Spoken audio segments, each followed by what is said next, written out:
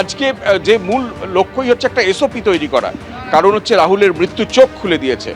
আপনারা কি চাইছেন, মানে আপনাদের অভিনয় করতে কি কি অসুবিধে হয় যেটার জন্য এই এসওপি তৈরিটা গুরুত্বপূর্ণ?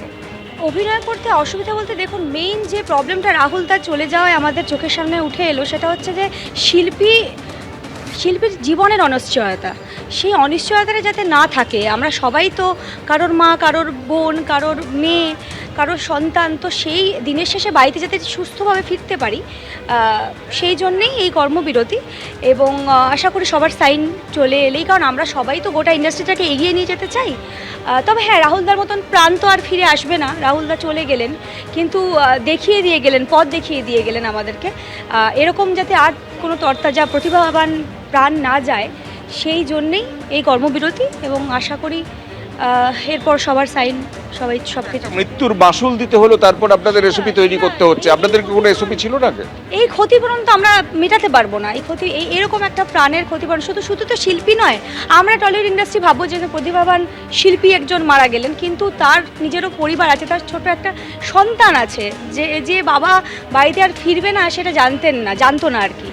এই ক্ষতিপূরণটা আর কি করে মেটাবো? প্রযোজনা সংস্থার বিরুদ্ধে যে ভুরি ভুরি অভিযোগ উঠছে, আপনাদের এরকম পরিস্থিতির সম্মুখীন হতে হয়েছে যে অভিনয় করতে গিয়ে এরকম সমস্যা হয়েছে? আমার এই মুহূর্তে হয়নি।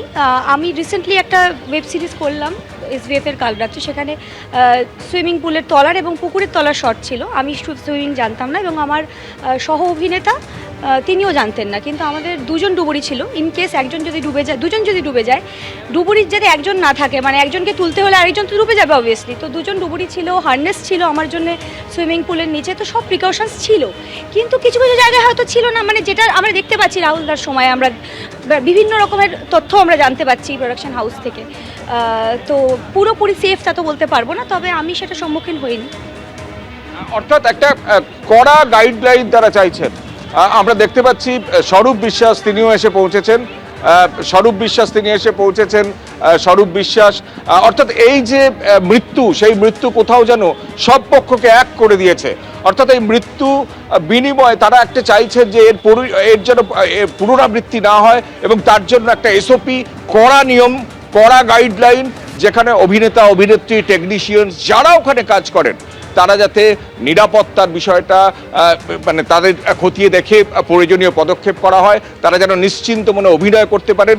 যারা অভিনয় করেন, যারা এখানে আসছেন প্রতি দিন, যারা অভিনয় করেন, তারা অভিনয় আজকে বন্ধ রেখে এই আজকে স্টুডিও পাড়ায় এসে জড়ো হয়েছেন টেকনিশিয়ান স্টুডিওতে, তারা প্রতিবাদ জানাতে, একটা এসওপি তৈরি করতে।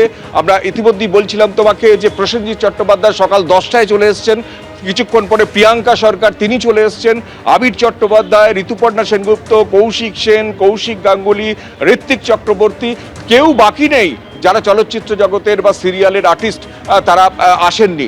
তারা সবাই মিলে চাইছেন যে রাহুলের মৃত্যুর পর সেই জীবন হয়তো ফিরে পাওয়া যাবে না, কিন্তু একটা নিয়ম জারি হোক, একটা নিয়ম হয়তো কড়াভাবে থাকুক, যেখানে এই অনিশ্চয়তা না থাকে বা এই রকম অনিশ্চয়তা যাতে কাটুক, তার জন্যই কিন্তু আজকে এই বৈঠক হচ্ছে, এসওপি তৈরি করা হচ্ছে। কৃষ্ণেন্দু, তুমি আমাদের সঙ্গে থাকো। এবিপি আনন্দ, এগিয়ে থাকে, এগিয়ে রাখে।